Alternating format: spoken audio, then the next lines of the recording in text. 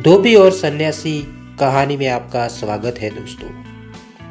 एक छोटे से गांव में रामू नाम का एक धोबी रहता था। वह रोज सुबह गांव के घरों से कपड़ा इकट्ठा करता, उन्हें नदी में धोता और फिर सुखाकर वापस देता। मेहनत से उसकी रोजी रोटी चल रही थी, लेकिन वह हमेशा दुखी रहता। उसे लगता था कि उसकी जिंदगी में कोई खास महत्व नहीं है और वह गरीब ही बना रहेगा। गांव के पास एक जंगल था जहां एक वृद्ध सन्यासी रहते थे। वे बहुत ज्ञानी और शांत स्वभाव के थे। गांव के लोग अक्सर उनके पास अपनी परेशानियां लेकर जाते और समाधान पाते।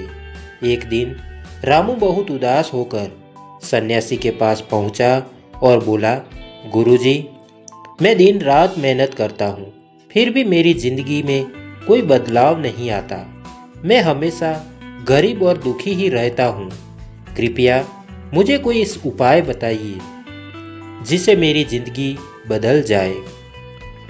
सन्यासी मुस्कुराए और बोले, रामू, क्या तुम सच में अपनी जिंदगी बदलना चाहते हो?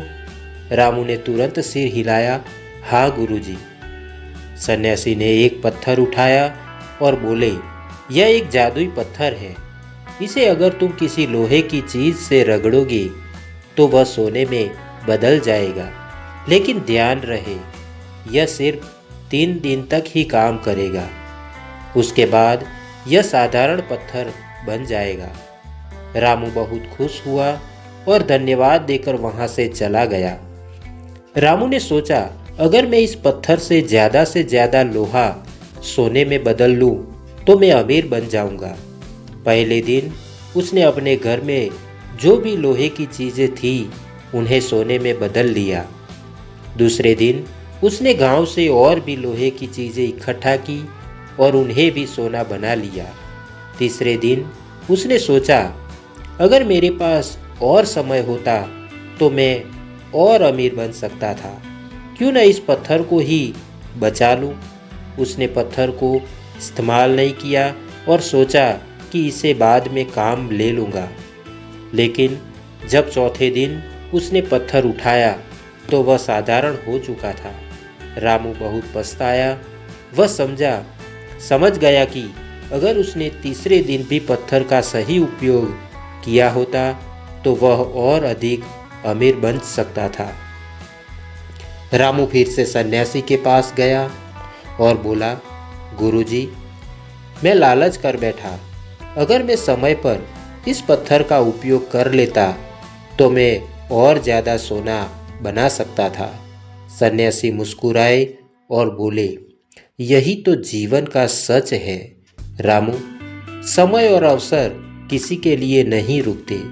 जो इन्हें सही समय पर पहचान कर उपयोग कर लेता है वही सफल होता है। रामू ने इस सीख को अपने जीवन में उतारा। उसने मेहनत और ईमानदारी से काम करना शुरू किया और कभी भी अवसर को व्यर्थ नहीं जाने दिया। धीरे धीरे उसका काम बढ़ने लगा और वह गांव का सबसे सफल आदमी बन गया। समय और अवसर किसी के लिए नहीं रुकते।